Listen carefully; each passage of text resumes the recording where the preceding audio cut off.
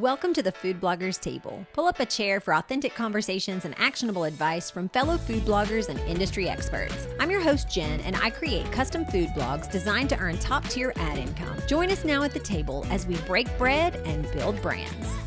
We know it is highly important if we want people to come to our site that we reach them with beautiful, engaging photos. We eat with our eyes. When we're looking at a website, we can't smell things cooking. We can't hear the crackle. So the best way we can connect that reader to our content is going to be with our imagery. So where would you suggest somebody starts if they say, I just want to take better pictures? Yeah, great question. I would suggest you figure out exactly what you don't know. Okay. And so I think it's working backwards. When I started my photography journey, I would see incredible, delicious, fabulous photos online and realized I don't know how to take those photos. So what do I need to do? I started by essentially dissecting the things that I know I didn't have. I didn't have a great camera. I didn't have nice dishes or anything like that. I didn't really know what I needed, but I know I didn't really have exactly what I needed. So when I first started, I decided that going online and finding communities through Instagram. Instagram is where I found a lot of my photography communities, where I got my start. So I really wanted to inject myself into the communities and figure out who was teaching, what they were teaching, what gear people suggested, and really did just a lot of research at first. Just found communities online, did some research, and then that gave me a really interesting perspective for where I was at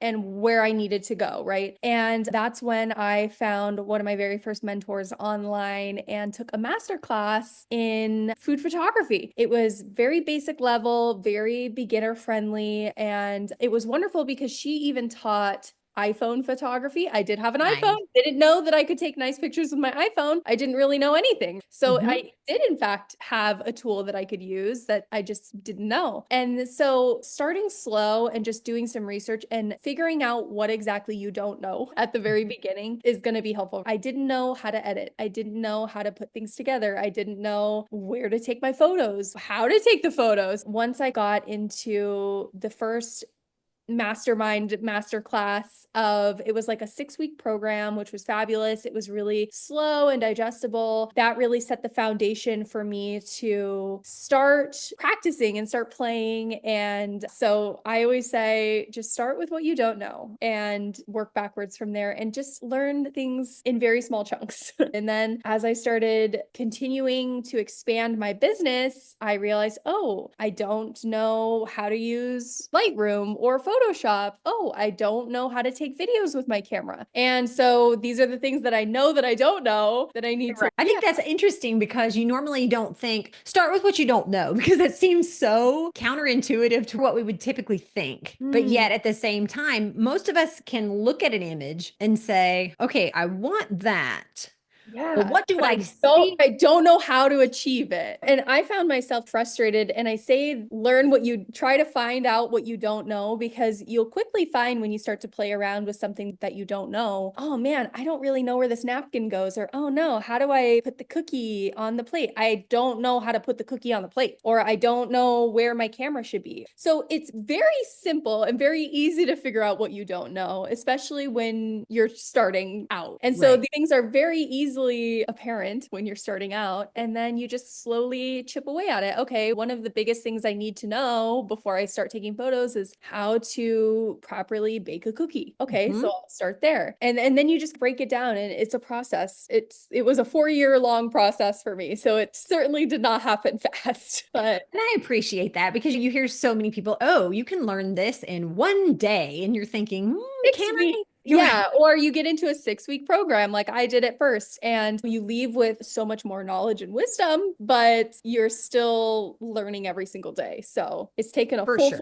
years for me. If somebody said to you, okay, my pictures aren't great, like they're fine, but they're not great, do you have any sort of quick tips, like a few things that somebody could do that would just up level their photography just a little bit more? I would say I'll give you 2 options. Somebody who's willing to invest and Okay. somebody who needs a quick tip today. So my Okay. first suggestion for somebody who's willing to invest, who wants to just quickly up their photo game, I highly recommend getting a zoom lens or macro lens of some sort, whether Okay. that's a millimeter or an 85 camera lens, especially for food photography. Highly suggest investing in some kind of lens that gives you a deeper, crisper, more up close perspective on your food, because that will really take out a lot of the styling or the pieces that you're adding to your frame. It's really helping you focus on the food. My recommendation for somebody that's maybe not ready to invest a whole lot but needs a quick consideration for right now would be try different windows in your house. Our houses are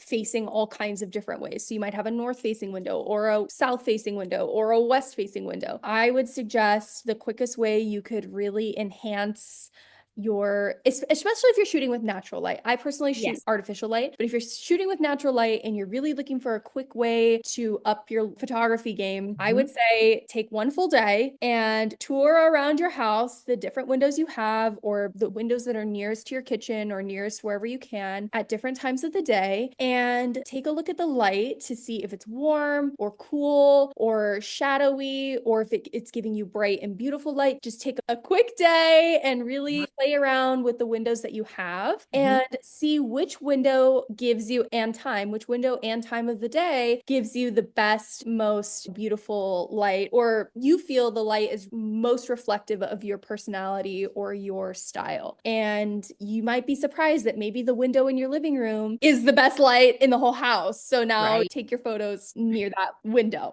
Because sometimes the windows in our kitchens or the windows where we would typically shoot aren't always the best light. So those would be my two quick tips and they work hand in hand. So Absolutely. And I guess too, it depends if you're someone who likes light and airy, if you're someone who likes moodier lighting and you want the deeper shadowing and all of these elements, you have to take that into account. So maybe even another idea might be to create some sort of a Pinterest board or something where you could collect things that really speak to you. Maybe images that you're like, oh my goodness, there's something about this image that just speaks to me. And then when you start compiling them, you'll start noticing those patterns and those things that consistently you go back to. And that's going to help you make decisions on how to photograph things. Yes, And then, or lighting, stylistic choices. You might see in your Pinterest board, oh, I pin maximalist images with lots of things, drips and crumbs and dishes, and I really am drawn to those types of things. Or you might find that you're drawn to really minimalist, simple, or very bright, harsh lighting, warm and cozy. There's so many ways to learn about it. Starting a Pinterest board is a great choice for sure. I still to this day pin images that inspire me because it's important to continue to search out inspiration. I agree. And I think too, another thing that maybe people who have been blogging for a little while haven't thought about is if you're considering changing up your style, or if you've gotten significantly better at photography since you began, you might want to consider going back and reshooting some of your original content, because that's something that you and I have talked about at length. What would you say to somebody about that? As you grow with any skill, you're going to look back and think, wow, that was really horrible, even though at the time you thought, wow, I'm really improving. So I would say if you get to a point where you feel like you're able to consistently put out images that you're proud of, or images that truly reflect the integrity of the dish you're making, and you're continually pleased with those, then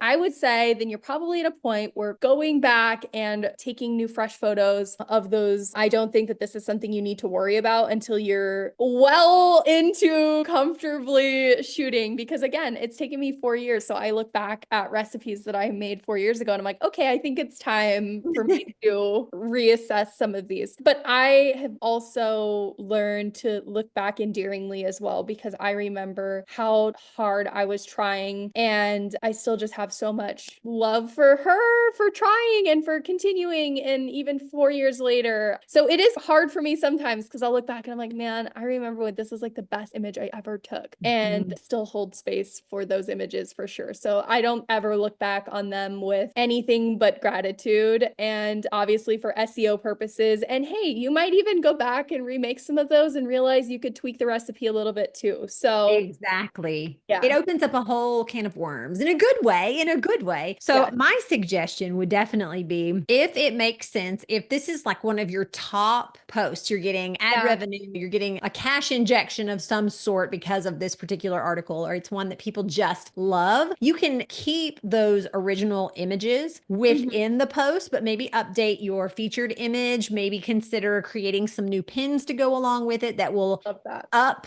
the visual value for new people who maybe haven't seen your content, or those who are used to your new style. Let's say you've changed, maybe it used to be light and airy, now you're more of a moody style. That kind of covers both of those bases. Yeah, it's all a good thing. It is. I would say the only time that you wouldn't do that is when you're still actively in the trenches, and it might be for several years. And yes, and you and I are going to dig way into that in another episode. Yes. But I would say, if it makes sense, if this is a post that you're consistently getting good traffic to, if it's a post that is doing well and you want to reshoot some of the images, there's nothing wrong with that. But do not let reshooting images, unless it's just true poor quality, like it's super pixelated and it's just honestly a terrible image.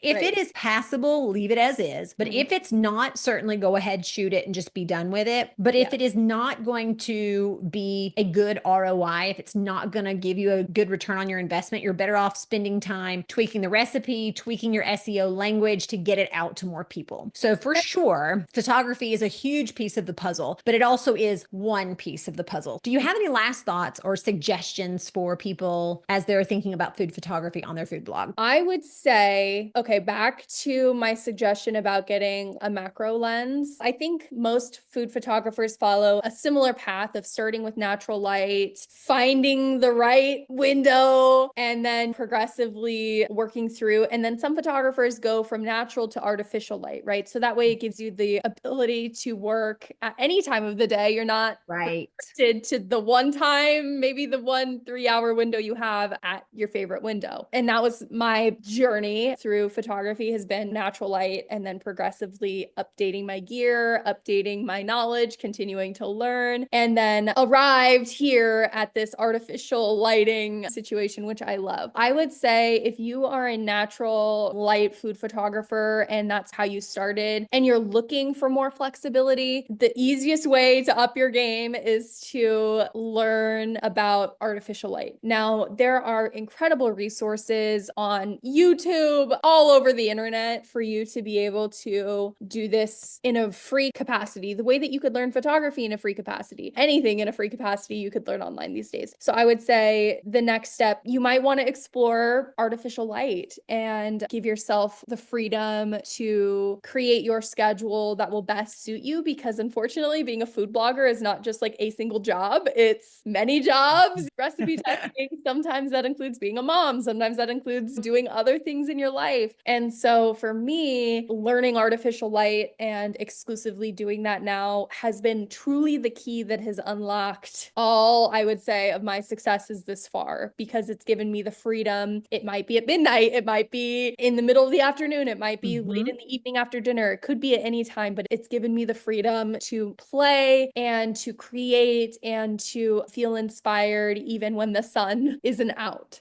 Thanks so much for tuning in to the Food Bloggers Table. I'm your host, Jennifer Holt, and I look forward to serving you in the next episode.